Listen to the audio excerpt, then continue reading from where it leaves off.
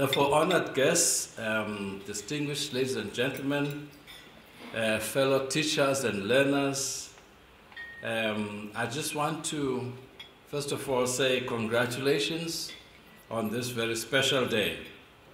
And as I've said, it's an honor for me to be part of this celebration.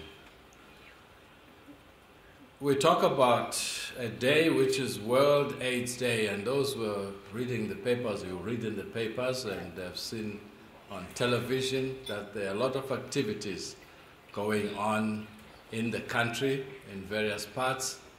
And I think that maybe in Durban, for a change, World AIDS Day has been overtaken by COP17. But I hope they don't forget about AIDS, even in the light of COP17. But I'm delighted that MRC also makes a mark today with this celebration. About a month or two ago, I had the honor of meeting Dr. Michel Sidibe from the World Health Organization. It was quite an interesting discussion we had. It was very informal. But afterwards, I actually picked up an article in the newspaper written by him, and I just brought the cutting for interest's sake because there are just a few comments which I'd like to share with you. And it just says, the world is coming to grips with the virus UNAIDS. And basically it was talking about, interestingly enough, investment. And it says, if you invest well, you will boost response and results. And I wondered why he didn't talk much about the virus, and we spent quite a lot of time and energy, and has spent a lot of time and energy we have in research about the virus itself. We spent quite a lot of time and energy talking about all sorts of resources, including human resource, but he was talking about money.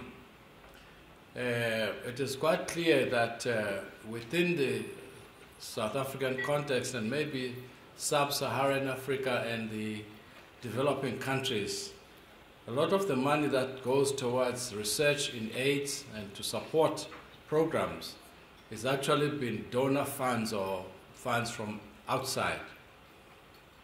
The economy in the West, North America, the dollar, the euro, you may even mention the yen or the yuan, is under a tremendous amount of stress. And although the United Nations member countries have committed to spend money, there is a fear that that money or source of money might be dwindling. And we have to look at our own internal resources to fund some of the programs that we have. And this principal message was that we probably do not just need to have more money, but to use the money that we have more efficiently.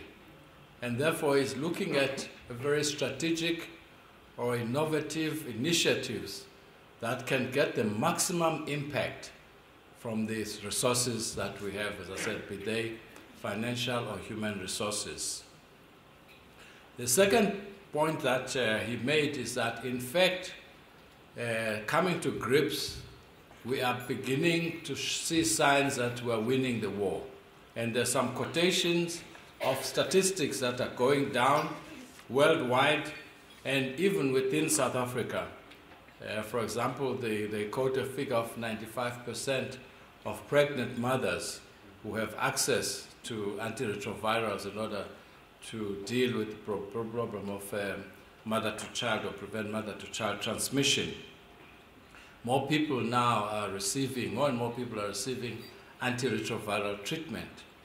But the key to dealing or fighting the scourge of HIV is still in the area of prevention.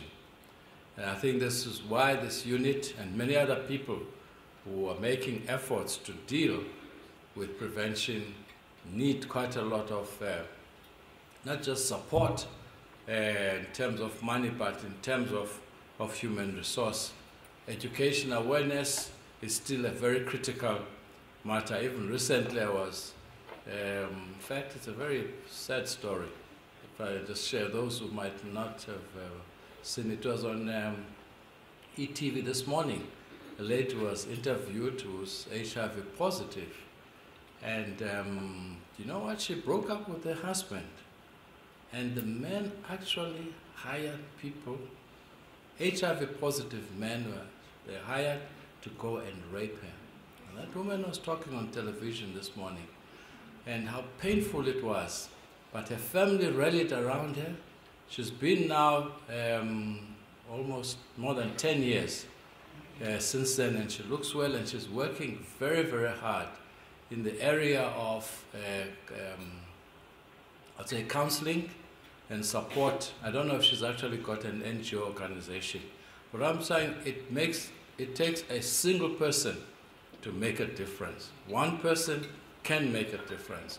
And collectively, whether you're in a school, you're in a working environment, the more people who can get together with a common purpose, we will be able to fight and defeat the scourge. This is just to encourage people that it don't undermine the little thing you think it's too small when you've got this global problem of 37 million people. What can I do? Don't have that defeatist kind of attitude towards this scourge.